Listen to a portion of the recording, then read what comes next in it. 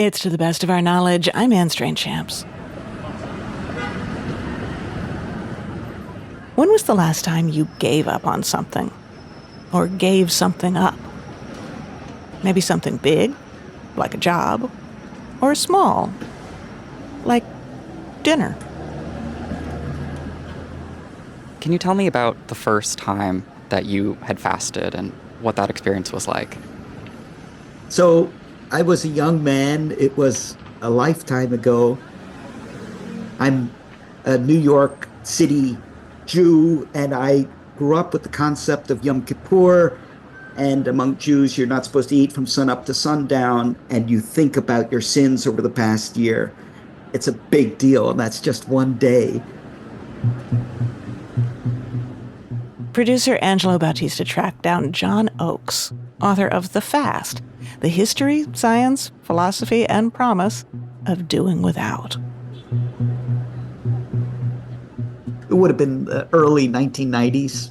My partner then and now, she was going on a fast, and I decided to go along with her, and it was going to be a week, and I thought, no way, am I going to be able to live? What's going to happen to me? Am I going to collapse?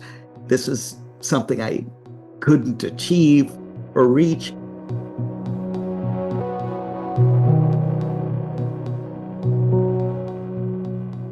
If you're drinking adequately, you just feel a little discomfort for the first 48 to 72 hours. It gets boring after a while. It wasn't so much that I was hungry, but I really missed the taste, the flavor of foods. Wouldn't a slice of bread be nice, or an apple, or whatever one eats? You might even feel a bit of physical discomfort. Really, your body's so interesting. These hormones kicking in, and this enteric nervous system saying to your brain, what the hell is going on? You're not managing things the way you're supposed to. Go out and track down an antelope and kill it and eat it now. But if you can resist that, if you get past that point, you reach a certain plateau and your body releases a whole bunch of hormones and stuff that are really cool.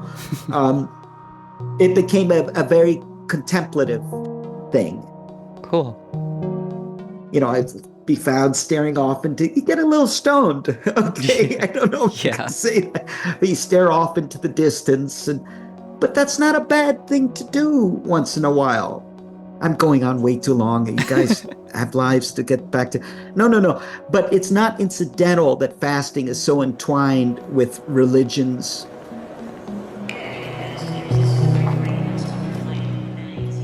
I like the stepping back, stepping off what are these, these runways you see in airports? The treadmills, stepping off the treadmill and then getting back on.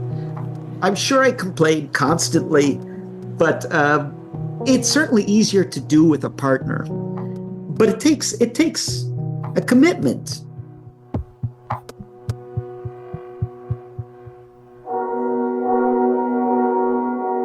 What was different about fasting the second time around? Sure, Angelo. So I didn't feel the need to do it again. I really didn't think about it again very much until recently. In the aftermath of the Trump administration, I really just felt this overriding need to purge myself and just get that out of my system. I wanted to get to a different state of thinking about things. And I just spontaneously decided to go on another long fast. And I did it, and it was an interesting experience. After 2 or 3 days, your body reaches a kind of a plane. This time, it wasn't so much a matter of, oh my God, am I going to be able to live? And I was just more observant and not focusing so much on how I was feeling. It was much more a meditative experience, because I knew that I could go through it and come out perfectly healthy. And then I got interested in the history and the process and what it does to your body.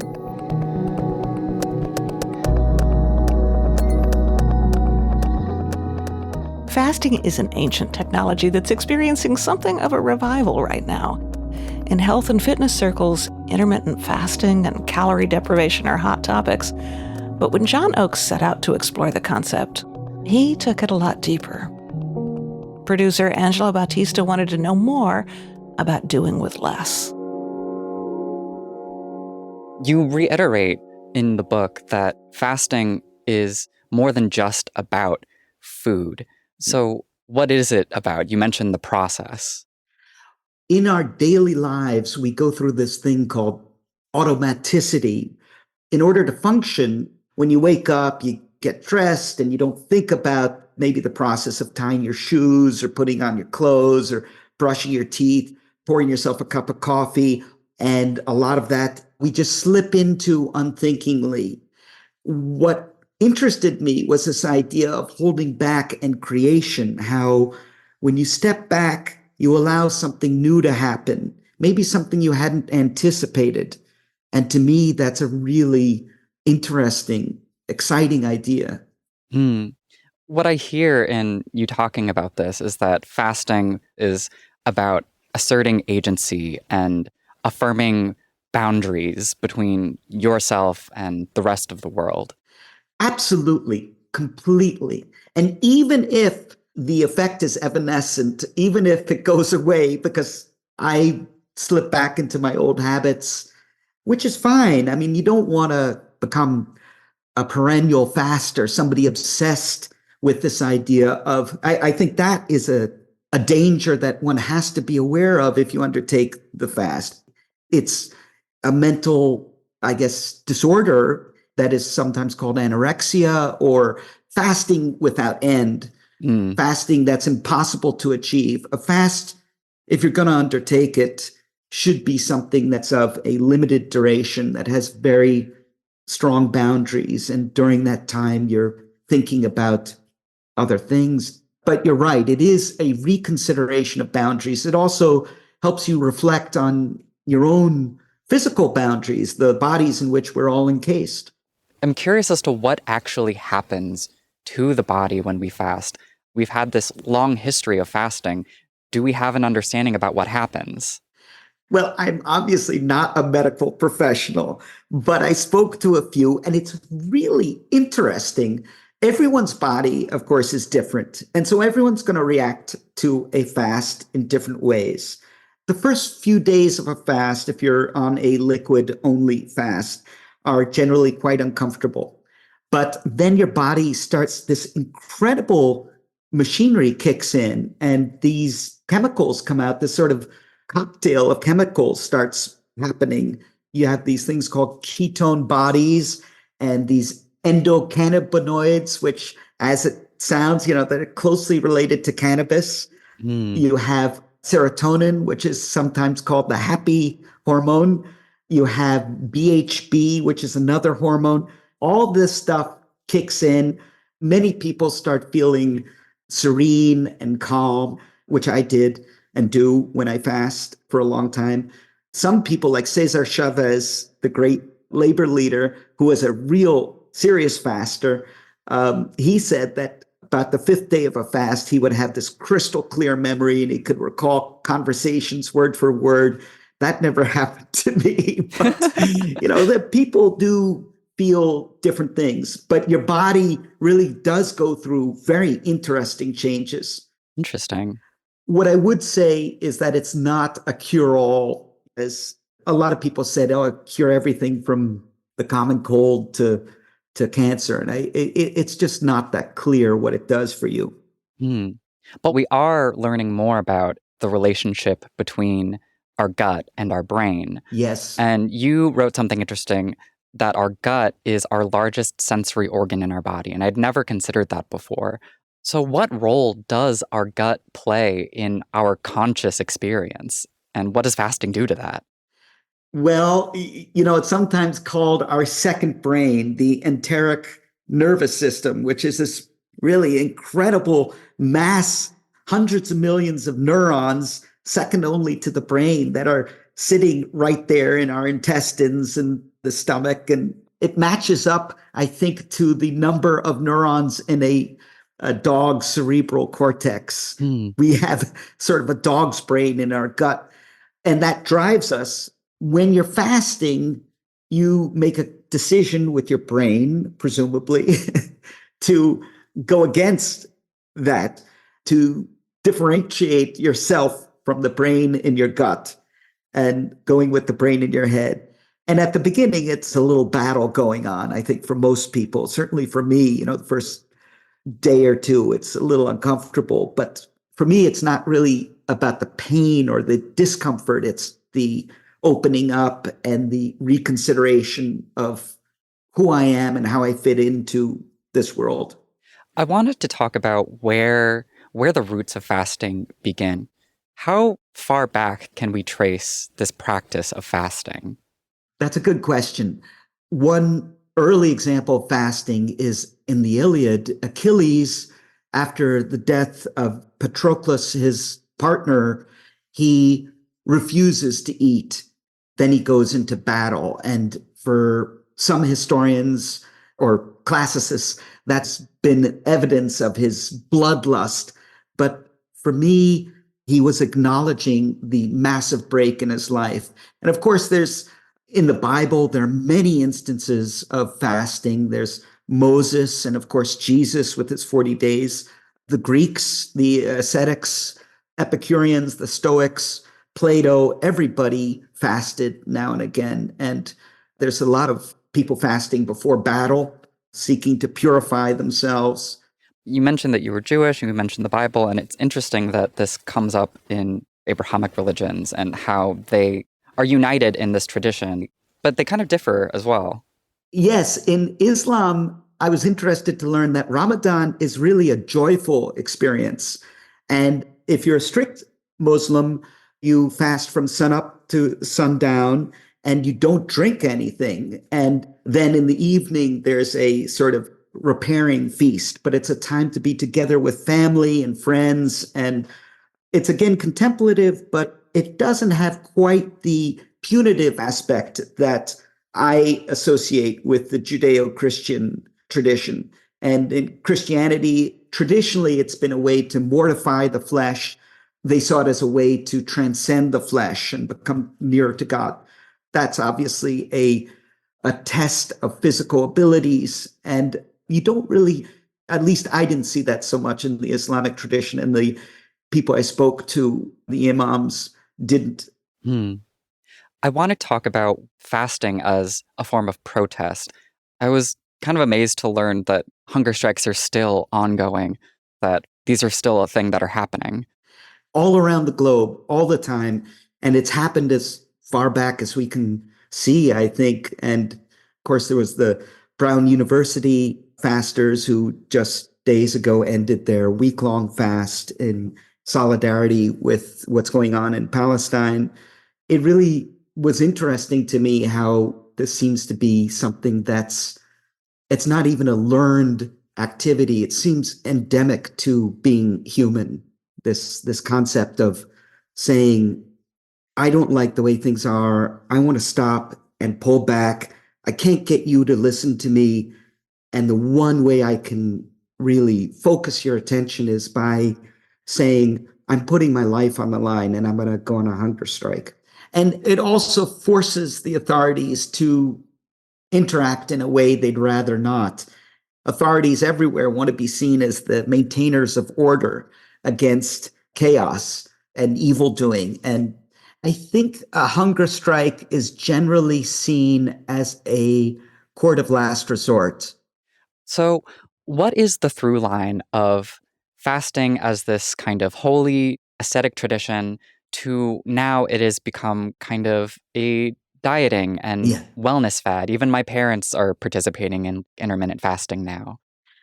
I suppose it's fine if it makes people feel better about themselves. It makes their system function better, that more power to them. Hmm. You could say what I object to is this idea that you need to go to these spas and people spend like thousands and thousands of dollars. It's just inconceivable to me. You don't really need anything to fast. I mean, the Fasting is whole free. fasting is free. It seems to me that in this culture of excess that we live in, it almost seems like there's a moral imperative to do less and to redirect ourselves. Are you seeing fasting coming into the culture more? I don't know if there's an imperative to do less, but maybe an imperative to think about what we're consuming and how we do it and why. I think that is a good idea. I don't want to bring it back to evil corporations, but there people want us to buy and to keep buying, and there is this tradition of you're feeling down, so you should buy stuff and consume stuff. And I think there is an increasing, absolutely movement among people who are saying we should maybe consider what we need and what we don't need. And I think the number one element in landfill is food waste, which is astounding to me. Fasting can be a tool to get us there.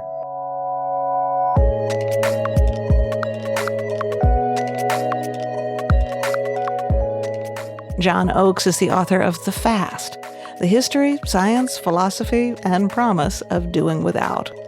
And that was producer Angelo Bautista talking with him. So thinking about that point John and Angelo made, that for people who live in a consumer economy, fasting, or giving up, could apply to a lot more than just food. Well, that made Steve Paulson track down psychoanalyst Adam Phillips, who writes about giving up existentially as a path to feeling more alive. You're talking about giving up your certainties, what is familiar in life, and embracing the unknown. Yes, but it could even be, in a small, localized way, a very good, simple experiment in living. That you literally go outside and you don't focus on anything. You just see what you'll find yourself noticing if you don't focus.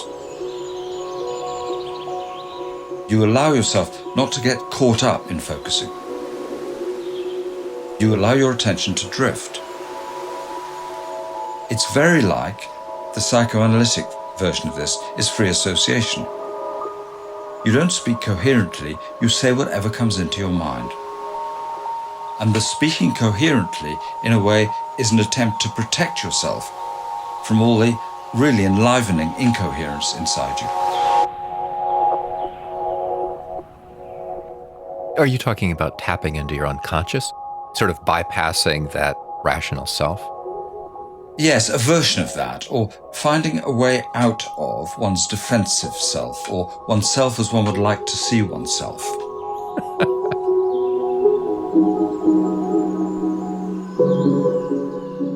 Freedom through giving up. Next. I'm Anne Strainchamps. It's To the Best of Our Knowledge from Wisconsin Public Radio and PRX.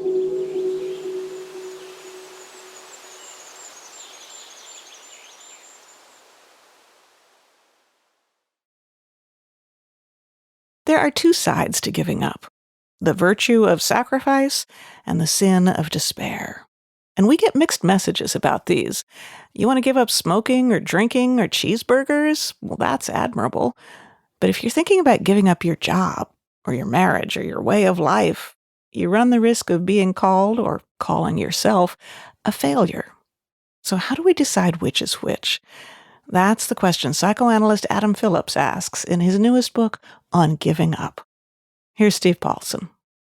Adam, for most people, I think the idea of giving up is actually kind of shameful. We celebrate people who keep going, especially when it involves sacrifice to do something that's really hard. Clearly, you have a much more nuanced view. What made you want to start to think about giving up? Well, I think partly for the reason you said, that there is a great deal of shame attached to it. And it occurred to me that giving up is something we should be able to do in certain situations. And that if we live in a culture, as I think we sort of do, in which persistence and seeing things through and finishing things off is highly valued, it makes giving up extremely difficult. And I think we all know from experience that clearly some relationships should be given up on. Some interests are given up on in actuality, that our pleasures change and so on. And so I suppose I was interested in the difference between the fact that When we give something up, like, say, chocolate or alcohol, we believe we can change. And when we give up, we believe we can't. You say the question that really interests you is not why do we give up, but why don't we give up, which is kind of fascinating, I have to say. Yes, I mean, I think it's linked in my mind with the way in which we're taught, or some of us are taught, to put up with things, to endure, and not to be able to consider whether actually we are really enjoying something. And in some situations, the harder it is, the better it's deemed to be. Now, clearly, you can't become an athlete or a piano player without going through a great deal of, as it were, suffering, because these skills require working through resistances. But some resistances mean you actually don't like something. It's not for you. I want to differentiate between the real difficulty of mastering something one values and a different kind of difficulty, which is giving up on something one really doesn't want to do. I can remember going to my daughter's parent-teacher meeting, and the teacher said to me, the trouble with Mia is she only works at subjects she's interested in. And I thought, good for her. It doesn't sound like really a problem, although I guess if you want to be a master pianist, maybe you got to push through it, even when you're not enjoying it. But we all know we learned lots of things in school that we were not interested in, and that probably wasn't tremendously good for us. So let's talk about what is actually involved in giving up. You say it's giving up the wanting. Can you explain what you mean? Yes, that in a way you could think what keeps us going is our appetite. We're going to become hungry in the next hour or so. And of course, there are lots of different kinds of appetite. There's an appetite for safety. There's an appetite for protection. There's an appetite for sex. All these appetites are, in a sense, what fuel us or form us or inspire us. So it seems to me that our relationship to our desire, to our appetite, is very revealing in terms of how much we want to live, whether we want, as it were, as much pleasure and satisfaction and gratification and enjoyment as we're able to have, or whether we want as little as possible.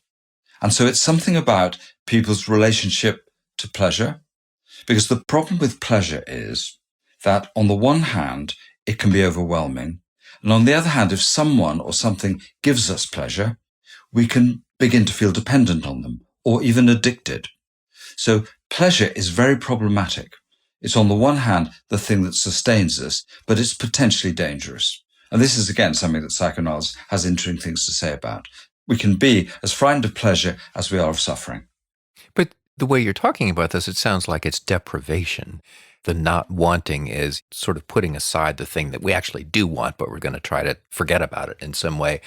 My sense is you're talking about something more profound to not want, to actually lose that desire in the first place. Most of the world religions that I know about are very often about self-depriving strategies for higher ends, if you like, as though there's something about our animal nature that is a huge problem for us. And to develop, to become enlightened, to grow up, whatever our project or aim is, involves the renunciation of certain pleasures and satisfactions. Now, of course, everybody knows, having been a child, that life is intrinsically very frustrating. But it can be so frustrating that one wants to turn against desiring.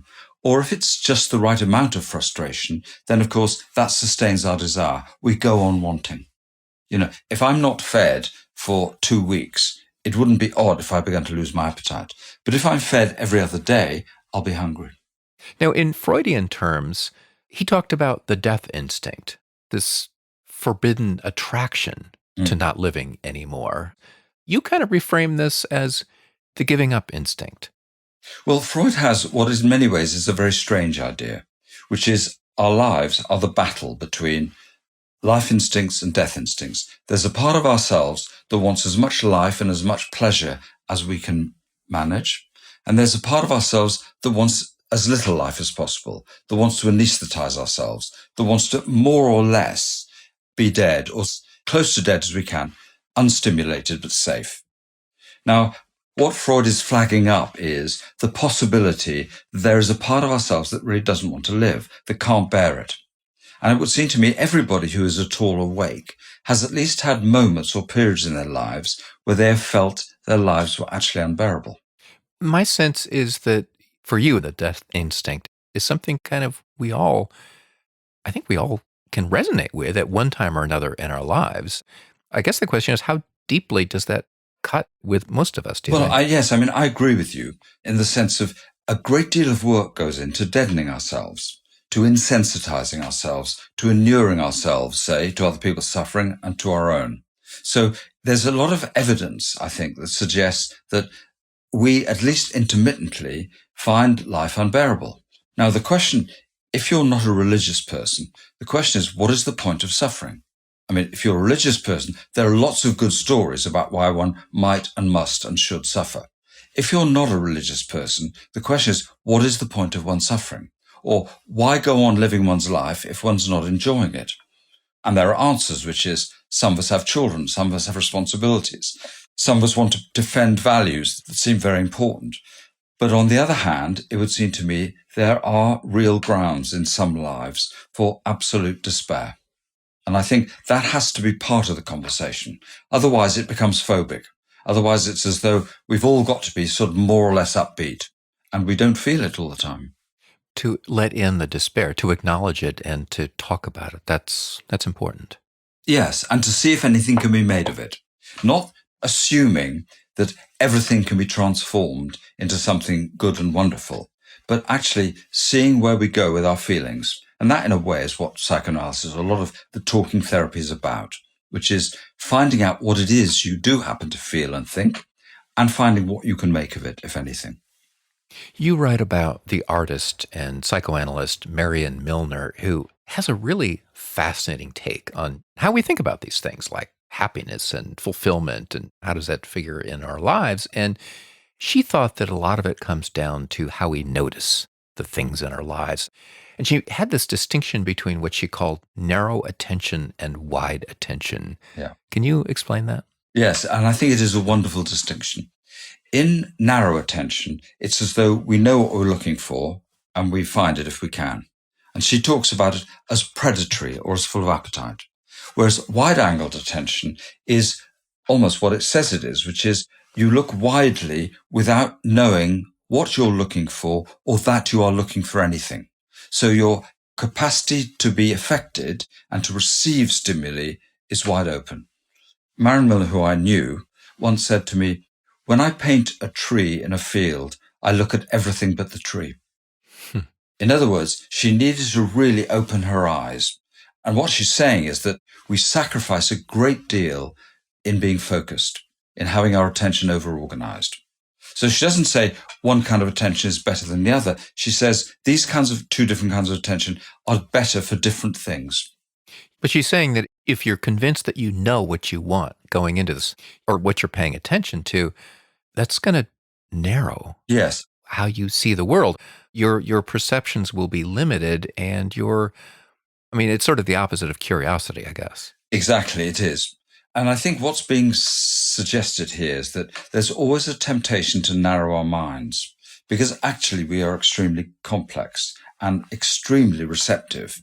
It creates an anxiety in us. And so if we can find a way of narrowing our minds, it's as though there's a relief in that. But then, of course, all we've got is a narrowed mind. And you can see addiction, for example, is an acute case of this. If I think, what do I want? I want a cigarette. It's as though it has been sorted out. But in the very act of narrowing our minds, of diminishing our complexity, we lose a great deal of other wishes and wants. So this practice of wide attention is very appealing, but it also seems pretty hard. You're talking about giving up your certainties, what is familiar in life, and embracing the unknown. Yes, but it could even be, in a small, localized way, a very good, simple experiment in living. That you literally go outside and you don't focus on anything. You just see what you'll find yourself noticing if you don't focus. And you allow yourself not to get caught up in focusing. You allow your attention to drift. It's very like the psychoanalytic version of this is free association, where you don't speak coherently, you say whatever comes into your mind. And the speaking coherently, in a way, is an attempt to protect yourself from all the really enlivening incoherence inside you. Are you talking about tapping into your unconscious, sort of bypassing that default mode network, sort of our rational self? Yes, a version of that, or finding a way out of one's defensive self, or oneself as one would like to see oneself. And of course, it's very familiar in adolescence, whereas I think in a way it's where it starts. That feeling that one is really in one's body. And I think it's something to do also, strangely and paradoxically, with being able to forget oneself, to be absorbed in other people and other things. I mean, when somebody's anxious or depressed or whatever, they are self-obsessed. They have to be because they're looking after themselves. So again, I would say the aim of, say, psychoanalysis is to enable people to forget about themselves, not to become more interested in themselves, but less interested, and therefore more interested in other people and the world. That's fascinating because I guess I would have guessed that the purpose of psychoanalysis is to know yourself, to gain self-knowledge. Yes. Sounds like that's not what you're saying, is it? The official story is you need to increase your self-knowledge to have the life you want. Now, it seems to me in some areas that's right, but for me, more prominently, the idea is you really need to be able to forget yourself in order to engage with other people in the world. See, I think this is not a modest comment. I think one is the least interesting person one knows in actuality. So we are just about at the end of this conversation here. And there was one point in your book that really struck me. You say that giving up requires a sense of an ending. What's a good ending? Well, I think when you feel the business is finished, when you feel you've completed something to your satisfaction, when you feel it's necessary now to do something else, without feeling you've had to sacrifice something in the process. An ending is not necessarily a sense of completion. It's something different. Yes. It's just something has finished, and it's as though one now needs to do something else.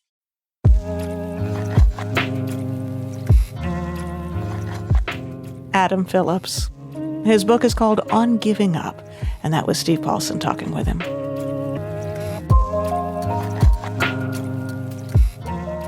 Coming up, I'm not sure. A conversation on the wonder and wisdom of uncertainty. I'm Anne Strainchamps, and this is To the Best of Our Knowledge from Wisconsin Public Radio and PRX.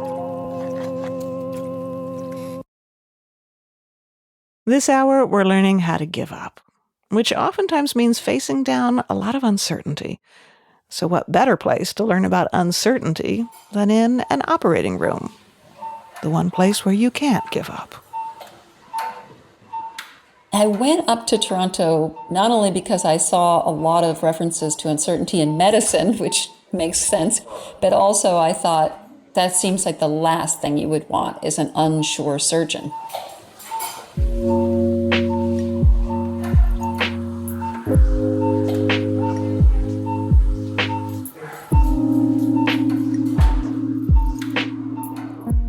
I connected with an incredible, brilliant expert on surgical judgment, Carolyn Moulton, and she actually allowed me to come up and watch operations. One morning we were watching her colleague, who was a hepatobiliary specialist, a top surgeon. He was performing a liver resection, taking out the cancerous half of a liver of a school teacher from up north. And I was allowed into the operating room with my little tape recorder. I was feet from the patient. I had to say to myself, Maggie, don't faint, because I'm not actually that great with blood. But it was really interesting because he was very efficient and impressive, the kind of guy who would like to listen to music, and he was barking orders, and he was just that suave, in control, all-knowing expert. And yet, the operation came to a halt. The room fell silent, and I could actually hear a phone ringing that no one was answering, and I didn't know quite what was going on.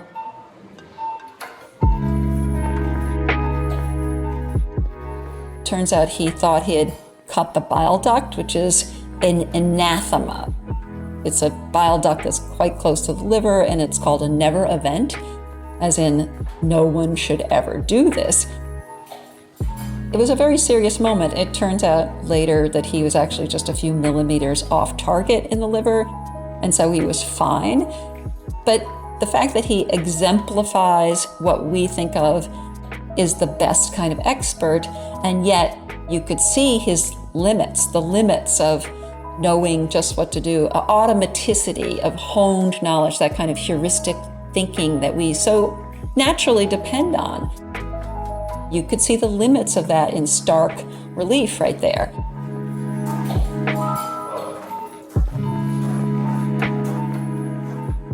Maggie Jackson uses that story to open her new book, Uncertain: The Wisdom and Wonder of Being Unsure, a book about the surprising benefits of not knowing. It turns out there is an emerging science of uncertainty, a whole new frontier in psychology, artificial intelligence, and yes, surgery, where things can go very wrong when people are missing a crucial skill set: being unsure.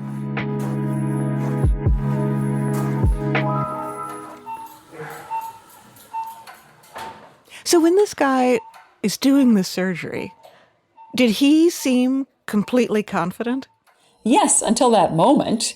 He kept urging the junior surgeon who was helping him to go faster and faster. He kept treating the situation as if it was all routine, as if he knew just what to do. He was barreling into the situation without accommodating for the fact that this was the crux of the operation. And he was quite horrified in some ways. He later said he was ashamed by the moment. And then later we sat in the cafeteria, Caroline Moulton and the senior surgeon and I, and he and she dissected the moment. And he basically said, well, that's just how you have to be. You have to be speedy. You have to be doubt-free. He was sort of clinging to this model of the old school expert. So this is a case where the stakes are astronomically high. The patient on the operating table can die if the wrong choices are made. So the surgeon must feel enormous pressure to be right, to be certain. But here you are saying that that is exactly what a surgeon in this case needs to give up. Why?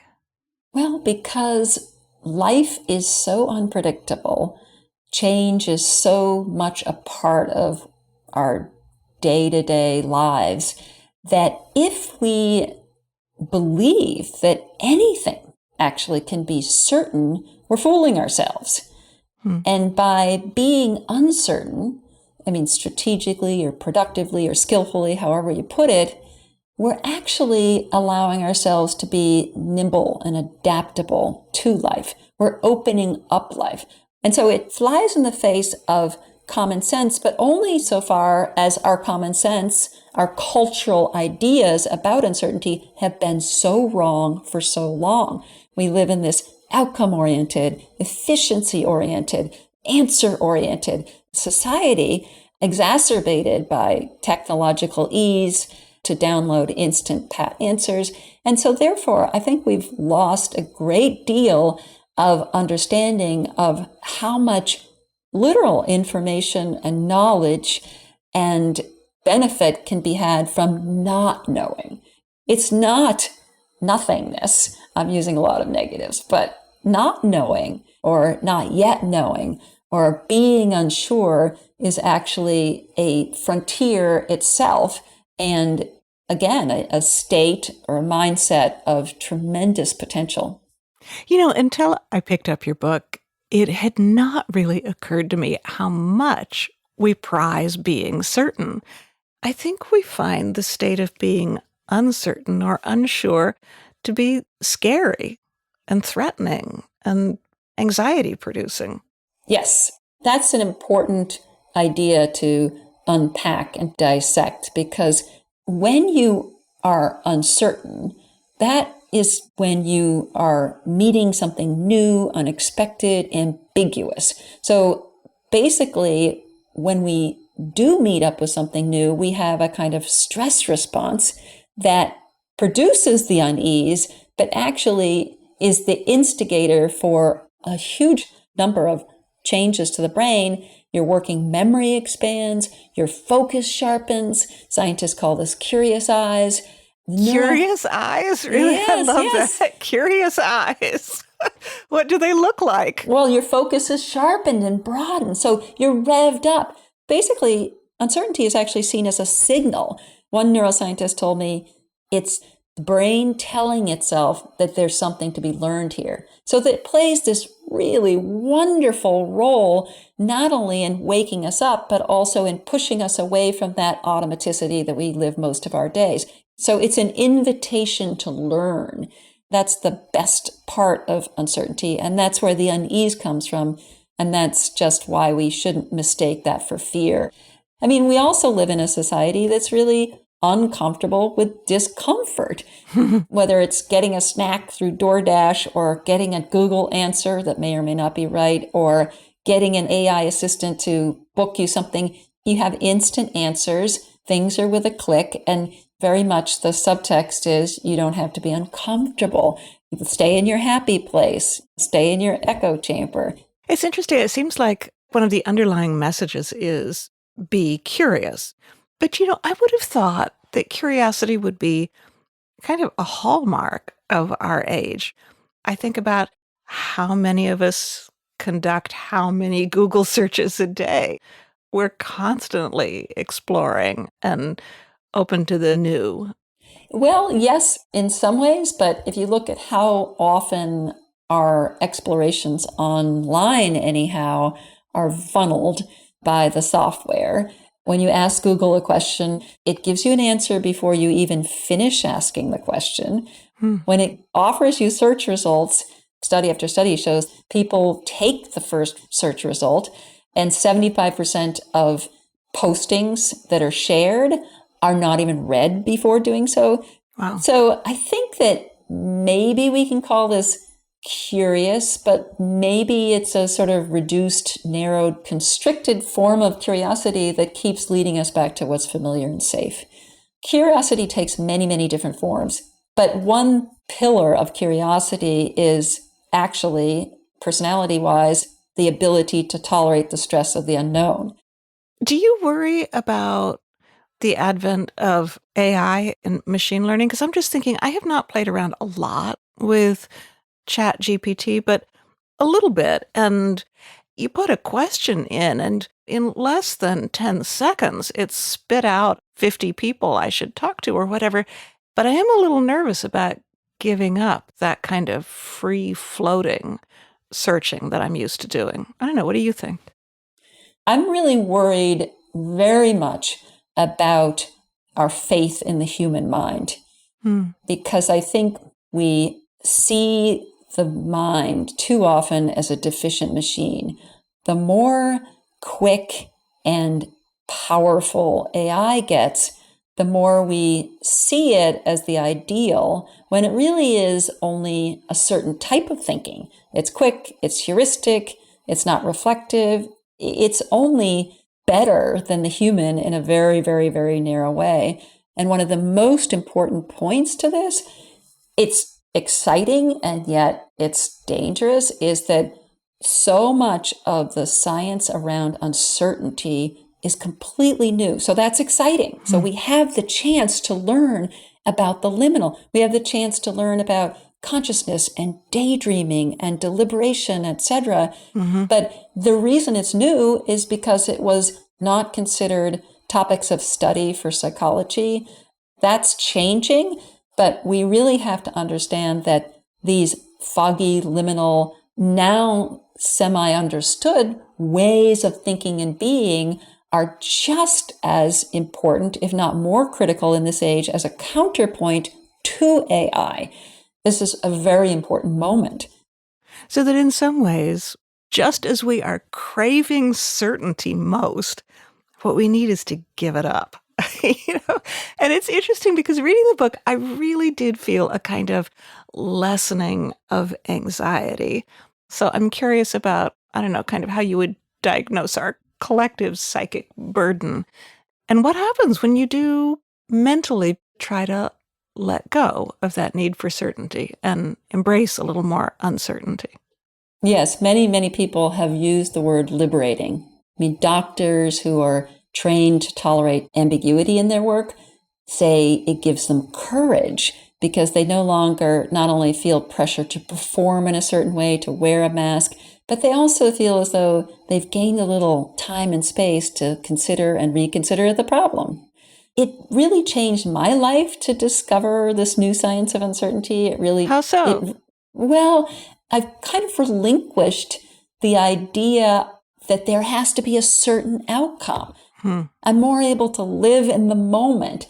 If I'm with a person in distress, a daughter calls me in tears, one of my daughters, or I'm with a friend, I used to think that I need to be at least one of, if not the fixer. And I used to think that, especially with my daughter, that I had to offer a solution. Why don't you do this, this, and this? And the quality of my presence or friendship or relationship or love was based on the quality of my answer. And now I really feel as though it really actually moves me to think about this. I really find that I can be in the moment, which is essentially uncertainty, and we can explore possibilities if they want to, or I can even just acknowledge the fact that they're in this liminal gray zone, that they've given up or left behind a certain answer, but to be there with them. And I also realize that's exactly what I've always wanted from another. That's what I want, for them to be in the unknown with me. I think that is such a deep and profoundly wise thing that you're saying. But I'm trying to figure out how to hold on to that in real life, because it's not so easy. What do you do? Have you found ways to try to remember, let go, hold on to not knowing? I don't have to know. Yes, I think that small steps are cliche, but they really do help, because this is a matter of practicing and not only first having that amazing recognition that life is not just a series of answers, nor does it have to be, but then secondarily trying it out. The root word etymology of the word expert is actually to try, which is something that's kind of forgotten.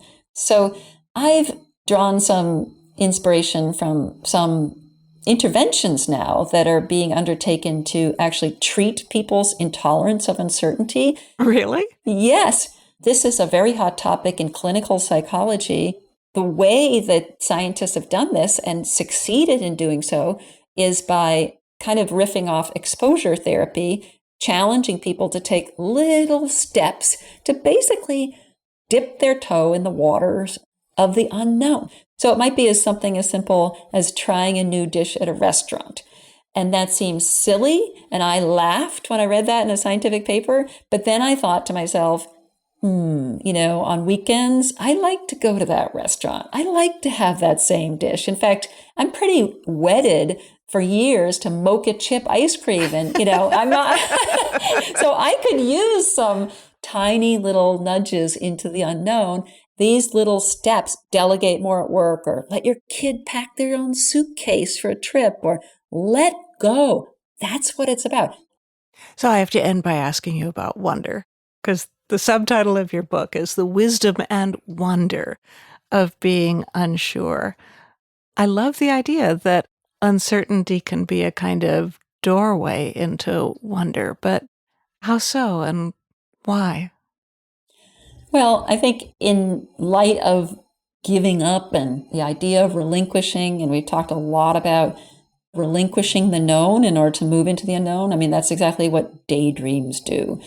The creative daydream is actually moving away from the known and into the what if question. And I think wonder, for me, I don't have a clinical definition of what wonder is, but it's really a sort of a vessel, my shorthand for all of what I'm talking about, moving into the unknown and being open-eyed and curious about it.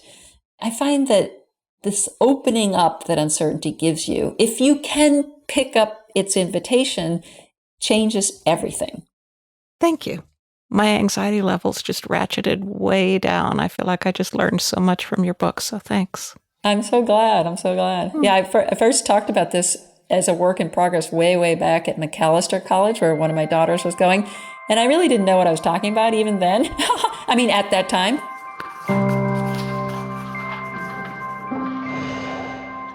They wanted me to do a career talk, and I said, I'll talk about uncertainty. And I just said kind of feeble but slightly illuminating things like, if you're uncertain, you're thinking. And all these students in the room, their little shoulders just went down. And then faculty were hugging me afterwards, and I thought, oh my gosh, there's something here. Yeah. It was really interesting that there was like a release in the room. People are so burdened by certainty.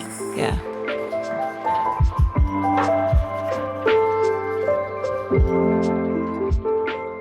Maggie Jackson, author of Uncertain, The Wisdom and Wonder of Being Unsure.